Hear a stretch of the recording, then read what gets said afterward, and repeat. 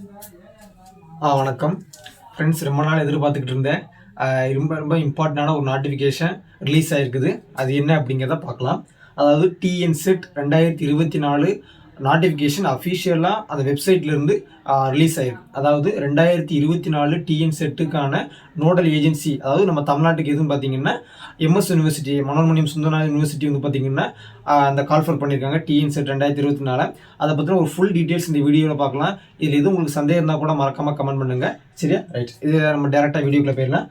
First இந்த TNSET, அதாவது இந்த செட் எக்ஸாமினேஷன் ஏன் எழுதணும் அப்படிங்கிறத ஒரு இம்பார்ட்டன்ஸ், இதோட இம்பார்ட்டன்ஸ் என்ன அப்படிங்கிறத ஃபர்ஸ்ட் பார்த்துக்கலாம். ரைட்டா ஃப்ரெண்ட்ஸ், நிறைய பேருக்கு வந்து பார்த்தீங்கன்னா கவர்மெண்ட் காலேஜஸில் உதவி பேராசிரியர், அதாவது அசிஸ்டன்ட் ப்ரொஃபஸராக வந்து ஒர்க் பண்ணணும், அதாவது காலேஜ் வாத்தியாராக ஆகணும்னு நினச்சிங்க அப்படின்னா கண்டிப்பாக வந்து வித்தவுட் பிஹெச்டி நீங்கள் வந்து டேரெக்டாக அப்பாயிண்ட் ஆகணும் அப்படின்னு நினச்சிங்கன்னா கண்டிப்பாக வந்து நேஷ்னல் எலிஜிபிலிட்டி டெஸ்ட்டு அல்லது அதாவது ஸ்டேட் எலிஜிபிலிட்டி டெஸ்ட் இல்லை ஏதாவது ஒன்று நீங்கள் கிளியர் பண்ணீங்க அப்படின்னா வித்தவுட் பிஹெச்டி நீங்கள் காலேஜஸ்க்கோ யூனிவர்சிட்டிக்கோ டேரெக்டாக வந்து அசிஸ்டன்ட் ப்ரொஃபஸர்ஸ், அதாவது உதவி பேராசிரியராக நீங்கள் வந்து ஜாயின் பண்ணலாம். இதுக்கப்புறம் இதை வச்சு கூட வந்து பார்த்தீங்கன்னா நம்ம வந்து பிஹெச்டி படிக்கிறதுக்கும் சில வாய்ப்புகள் இருக்குது. நம்ம அந்த ஸ்டேட் எலிஜிபிலிட்டி டெஸ்ட்டை நீங்கள் கிளியர் பண்ணீங்க அப்படின்னா பிஹெச்டி படிக்கிறீங்க அப்படின்னா வித்தவுட் ஃபெலோஷிப், சம்டைம்ஸ் வந்து some universities offer institute fellowship கூட கொடுப்பாங்க.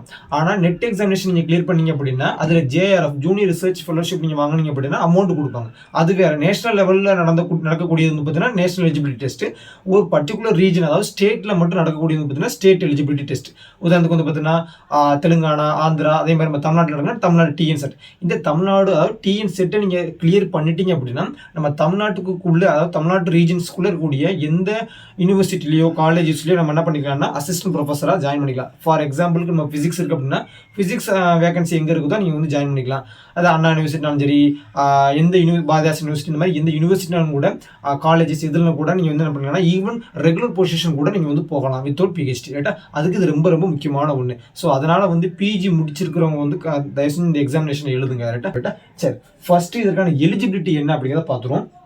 ஃப்ரெண்ட்ஸ், இந்த டிஎன்செட் எழுதுறதுக்கு வந்து எலிஜிபிலிட்டி வந்து பார்த்தீங்கன்னா பிஜி டிகிரி முடிச்சிருக்கணும். மினிமம் ஒரு பிஜி டிகிரி வச்சுருக்கணும். ஃப்ரெண்ட்ஸ், இதில் வந்து நீங்கள் வந்து ஒரு வித்தியாசமான குரூப் எடுத்து படிச்சிருப்பீங்க, வித்தியாசமான ஒரு கோர்ஸ் சப்ஜெக்ட் எடுத்து படிச்சிருக்கீங்க அப்படின்னா அதுக்கு முன்னாடி தயவு செஞ்சு இந்த டிஎன்செட்டில் அந்த வெப்சைட்டில் இருக்கக்கூடிய சப்ஜெக்ட்ஸ் லிஸ்ட் அவுட் பண்ணியிருப்பாங்க. அந்த லிஸ்ட்டில் உங்கள் சப்ஜெக்ட் இருக்கா அப்படிங்கிறத ஃபர்ஸ்ட் வெரிஃபை பண்ணிக்கோங்க. ரைட்டா? ஏன்னா நம்ம நேஷனல் எலிஜிபிலிட்டி டெஸ்ட்டில் வந்து பார்த்தீங்கன்னா கிட்டத்தட்ட 80 சப்ஜெக்ட் வந்து கவர் ஆகும். பட் டிஎன்செட்டில் வந்து எல்லாமே கவர் ஆகாது அப்படிங்கிறத நீங்கள் புரிஞ்சுக்கணும். ரைட்டா? அது என்னென்ன சப்ஜெக்ட்ஸ் வந்து கவர் ஆகுது அப்படிங்கிற லிஸ்ட் நான் கொடுக்க, இல்லாட்டி வெப்சைட் லிங்க் கொடுக்க, அதை மறக்காமல் போய் செக் பண்ணி பாருங்க. ரைட்டா? ஸோ அதனால் வந்து சிம்பிளாக வந்து பார்த்தீங்கன்னா எனி மாஸ்டர் டிகிரி முடிச்சிருக்கணும். அந்த மாஸ்டர் டிகிரி மட்டும் முடிச்சா போதாது, அதில் எவ்வளோ மார்க் வாங்கணும் பார்த்தீங்கன்னா SC, ST, SCA, PWD, transgender இவங்கெல்லாம் வந்து பார்த்தீங்கன்னா மினிமம் 50% வாங்கிக்கணும். மினிமம் பிஜியை பொறுத்த மட்டும் 50% எடுத்தால் தான் பாஸே ஆக முடியும். அதான் முக்கியமான ஒன்று. யூஜினா 40%. சரி, அப்போ இவங்களாம் எஸ்சி, எஸ்டி, எஸ்சிஏ, பிடபிள்யூடி, டிரான்ஸ்ஜெண்டர்லாம் பார்த்தீங்கன்னா மினிமம் 50% இதில் பிஜியில் வாங்கிக்கணும். நீங்கள் யூஜியில் வந்து ஜஸ்ட் பாஸ் பண்ணால் கூட போதுமானது, பட் பிஜியில் 50% மார்க் வாங்கியிருக்கணும். நெக்ஸ்ட் அதர்ஸ், இவங்களையெல்லாம் தவிர்த்து மிச்சம் இருக்கக்கூடிய general category, OBC, MBC, DNC இவங்கெல்லாம் கட்டாயம் வந்து 55% வாங்கிக்கிறோம். நீங்கள் 54.9% வாங்கினாலும் நாட் எலிஜிபிள். ரைட்டா?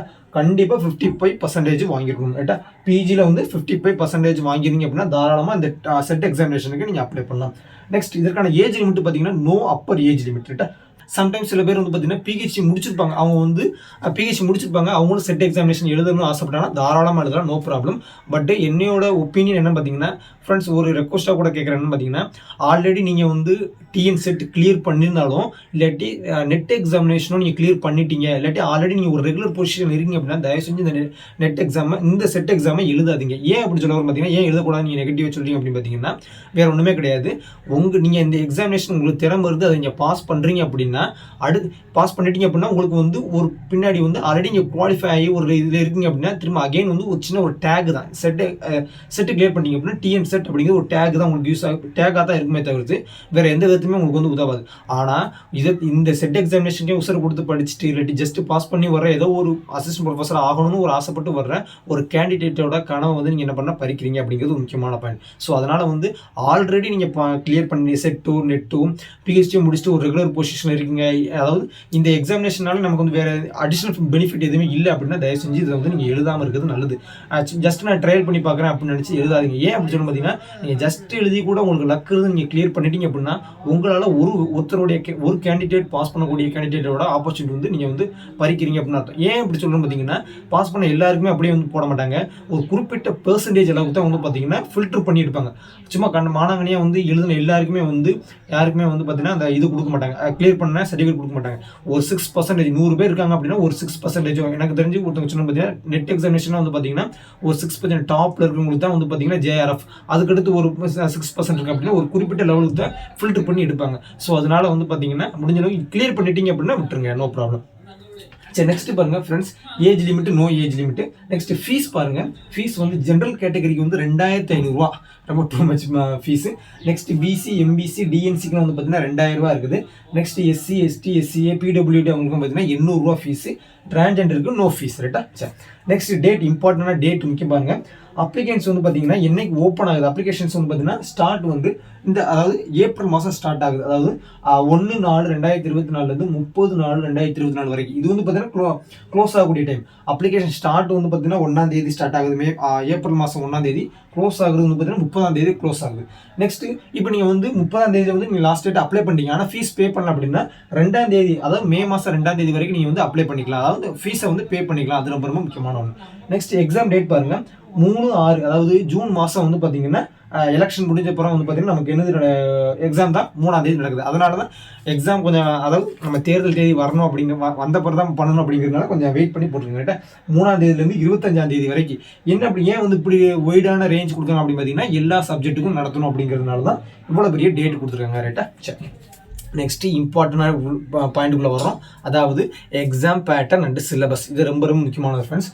எக்ஸாமினேஷன் பேட்டர்ன் பாருங்க, எப்படி நம்ம வந்து யூஜிசி நெட் எக்ஸாமினேஷன் நடக்குதோ அதே மாதிரி தான் இருக்குது, வேறு எந்த விதமான மாற்றம் கிடையாது.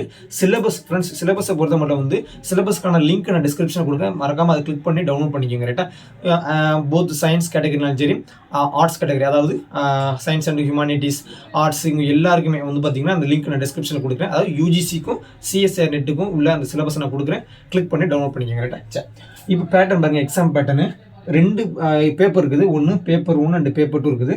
இதில் மார்க் வந்து பார்த்தீங்கன்னா பேப்பர் 1க்கு வந்து 100 மார்க்கு, 50 கொஸ்டின். அப்போ ஒரு கொஸ்டினுக்கு வந்து 2 மார்க்னு அர்த்தம். அப்போ 50 × 2 100 மார்க், ரைட்டா? நெக்ஸ்ட் இதுக்கு டைம் பீரியட் அப்படிங்கிறது செப்பரேட் டைம் கிடையாது, அது என்னன்னு பாருங்க. நெக்ஸ்ட் வந்து பார்த்தீங்கன்னா கொஸ்டின் வந்து பேட்டர்ன், என்னென்ன கொஸ்டின் வந்து ஃபர்ஸ்ட் பேப்பரில் கேட்பான்னு பாருங்க.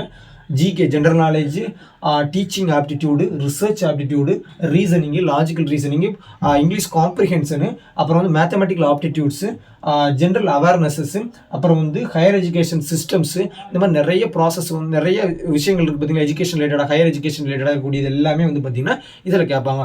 ஸோ இது எல்லாமே வந்து 50 கொஸ்டினுக்குள்ளே அடங்கிடும், 100 மார்க்குக்கு, ரைட்டா? நெக்ஸ்ட் பேப்பர் 2 பாருங்கள், 200 மார்க் இருக்குது, 100 கொஸ்டின் இருக்குது. அப்போ இந்த பேப்பர் 1 பேப்பர் 2 மொத்தமும் சேர்ந்து வந்து பார்த்தீங்கன்னா 3 மணி நேரம். இதில் வந்து ஷிஃப்ட் 1 ஷிஃப்ட் 2 அப்படின்னு 2 விதத்தில் நடக்குது. ஷிஃப்ட் காலையில் மார்னிங் ஷிஃப்ட் இருக்குது, 9 o'clockலேருந்து 12 o'clock வரும். இது ஆஃப்டர்நூன் செஷன் வந்து பார்த்தீங்கன்னா 2 to 5 வரைக்கும் வரும், ரைட்டா? அப்போ 2 செஷனாக நமக்கு நடக்குது. அப்போ டோட்டல் டைம் பீரியட் வந்து பார்த்தீங்கன்னா 3 hours நடக்குது. இப்போ பேப்பர் 2ல் வந்து பார்த்தீங்கன்னா கொஸ்டின் எதில் கேட்பேன்னா கோர்ஸ் சப்ஜெக்ட். உங்கள் இப்போ நான் ஃபிசிக்ஸ் அப்படின்னா ஃபிசிக்ஸ் ரிலேட்டடாக வந்து 100 கொஸ்டின் கேட்பாங்க, எல்லாமே மல்டிபிள் சாய்ஸ் கொஸ்டின் தான். போத் பேப்பர் 1 அண்ட் பேப்பர் 2 ரெண்டுமே வந்து பார்த்தீங்கன்னா மல்டிபிள் சாய்ஸ் கொஸ்டின் தான், நோ நெகட்டிவ் மார்க். முக்கியமானது ஃப்ரெண்ட்ஸ், நெகட்டிவ் மார்க்கே இது கிடையாது. நெட் எக்ஸாமில் கூட நெகட்டிவ் மார்க் உண்டு, இதில் நெகட்டிவ் மார்க் கிடையாது. புரிஞ்சுக்கோங்க, யூஜிசி நெட்டுக்கு தான் நெகட்டிவ் மார்க் கிடையாது தவிர்த்து சிஎஸ்ஆர் நெட் எக்ஸாமினேஷனுக்கு நெகட்டிவ் மார்க் உண்டு. ஸோ அதனால தான் நான் இது சொல்கிறேன். அப்போ இதுக்கு வந்து no negative mark. Science category இருக்கவங்களுக்குலாம் இது வந்து ரொம்ப வரப்பிரசாதம். நெக்ஸ்ட் வந்து பார்த்தீங்கன்னா எல்லா கொஸ்டினுமே கம்பல்சரியாக இங்கிலீஷில் தான் இருக்கும், தமிழெல்லாம் கிடையவே கிடையாது. ஆனால் கண்டி தமிழ் பேப்பர் வந்து தமிழ் தான் இருக்கும், தமிழ் இங்கிலீஷ் பேப்பர் இங்கிலீஷில் இருக்கும், உருது மலையாளம் இந்த மாதிரி வேறு டிஃப்ரெண்ட் கேட்டகரியில் கூடிய பேப்பர்ஸ் வந்து அந்தந்த லாங்குவேஜஸில் இருக்கும். ஸோ மேஜராக கூடிய எல்லா பேப்பர்ஸுமே வந்து பார்த்தீங்கன்னா இங்கிலீஷ் லாங்குவேஜில் மட்டும் தான் இருக்கும், வேறு எந்த லாங்குவேஜுமே இருக்காது, ரைட்டா? ஃப்ரெண்ட்ஸ், இதில் உங்களுக்கு எதுவும் சந்தேகம் இருந்தாலும் மறக்காமல் கமெண்ட் பண்ணுங்கள். வேறு ஏதாவது உங்களுக்கு எதுவும் ஐடியா இருந்தாலும் மறக்காமல் கமெண்ட் பண்ணுங்கள். நெக்ஸ்ட் வீடியோவில் பார்க்கலாம், ரைட்டா? மறக்காமல் என்னுடைய டெலிகிராம் சேனலில் ஜாயின் பண்ணிக்கோங்க, ரொம்ப யூஸ்ஃபுல்லாக இருக்கும் for physics category only. Thank you.